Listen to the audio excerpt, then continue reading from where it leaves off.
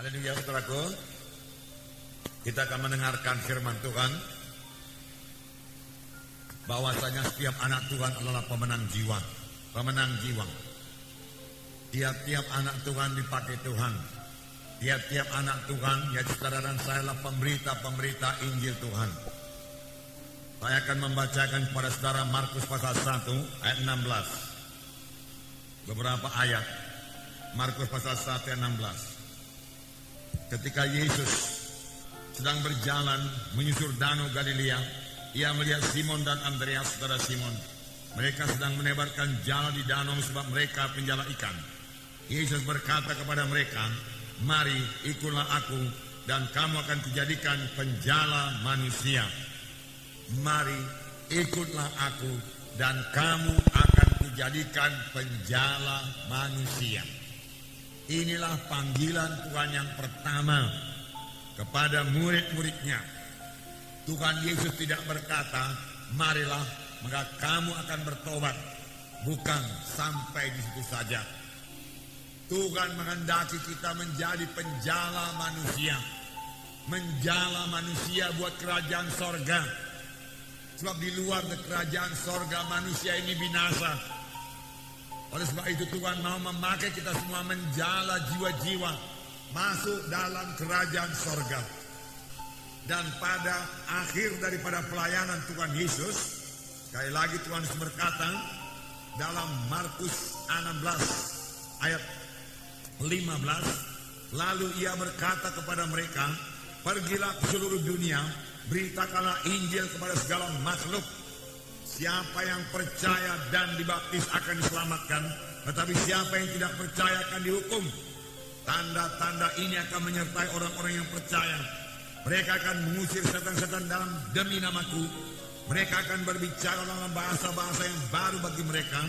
Mereka akan memegang ular, dan sekalipun mereka minum racun maut, mereka tidak akan mendapat celaka. Mereka akan meletakkan tangannya atas orang sakit, dan orang itu akan sembuh." Saudara, akhirnya dari pelayanan Tuhan Yesus berkata, "Pergilah ke seluruh dunia, beritakanlah Injil kepada segala makhluk." Semua anak-anak Tuhan diajak Tuhan, diperintahkan Tuhan untuk memberitakan Injil kepada segala makhluk, memberitakan Injil kepada setiap jiwa-jiwa. Siapa yang percaya dan dibaptiskan, dialah akan diselamatkan. Setelah percaya, memang kita perlu dibaptiskan. Tetapi siapa yang tidak percaya akan dihukum. Tiap-tiap anak-anak Tuhan perlu jadi pemenang jiwa. Ladang-ladang sudah menguning. Yohanes 4 ayat 35. Yohanes 4 ayat 35. Yesus melihat ladang-ladang yang sudah menguning. Biarlah kita juga melihat, terlebih pada akhir zaman ini. Mari kita lihat ladang-ladang yang sudah menguning, yaitu jiwa-jiwa yang sudah matang buat dituai. Saya membacakan Yohanes 4:35. "Bukankah kamu mengatakan 4 bulan lagi tibalah musim menuai? Tetapi aku berkata kepadamu, lihatlah sekelilingmu dan pandanglah ladang-ladang yang sudah menguning dan matang buat dituai." Kamu berkata 4 bulan lagi musim menuai. Boleh jadi murid-murid melihat ladang biasa, ladang gandum, yang menurut perkiraan mereka 4 bulan lagi baru bisa dituai karena ladang itu baru ditanami. Tetapi yang dilihat Tuhan ini adalah ladang Tuhan, jiwa-jiwa yang sudah menguning, masak buat dituai. Tetapi aku berkata kepadamu, Tuhan berkata, angkatlah matamu, lihatlah sekelilingmu, pandanglah segala ladang-ladang sudah menguning buat dituai. Sekarang juga kita perlu mengangkat mata kita, memandang ladang-ladang Tuhan sekeliling kita ini. Apakah itu tidak lain daripada jiwa-jiwa yang tersesat, jiwa-jiwa yang terhilang? Tetapi ada satu lagi keluhan Tuhan Yesus, yaitu Lukas 10 ayat 2 dan 3. Saya membacakan kepada saudara. Katanya kepada mereka, tuaian memang banyak tetapi pekerja sedikit. Karena itu mintalah kepada Tuhan yang mempunyai tuaian supaya mengirimkan pekerja-pekerja untuk tuaian itu.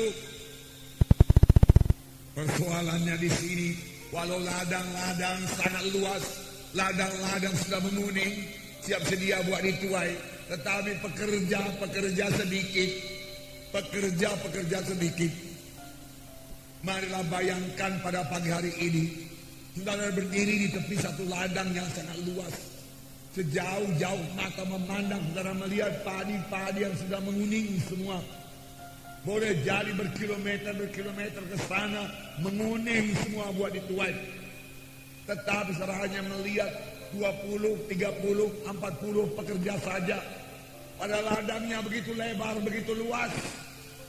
Dan di kejauhan sana saudara melihat awan gelap datang. Yang berarti badai akan turun, menghancurkan semua ladang-ladang yang sudah menguning itu. Dan pekerja begitu sedikit, hanya 20-30 orang. Tentu akan banyak sekali hasil panen itu akan musnah, tidak sempat dituai, hancur oleh badai tersebut. Inilah keadaan jiwa-jiwa pada sekarang ini, pada akhir zaman ini, saudaraku.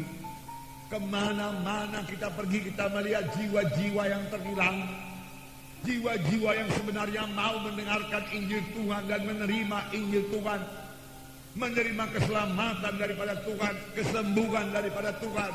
Tetapi sangat kurang yang menginjil, sangat kurang pemberita-pemberita Injil, sangat sedikit yang menuai, sangat sedikit yang mau membawanya ke gereja, membawanya ke KKS, membawanya kepada baptisan air.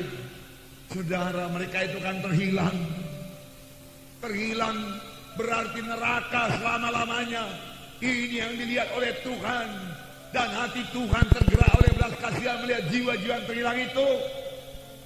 Biarlah ini menggerakkan gereja untuk bersaksi, memenangkan jiwa-jiwa.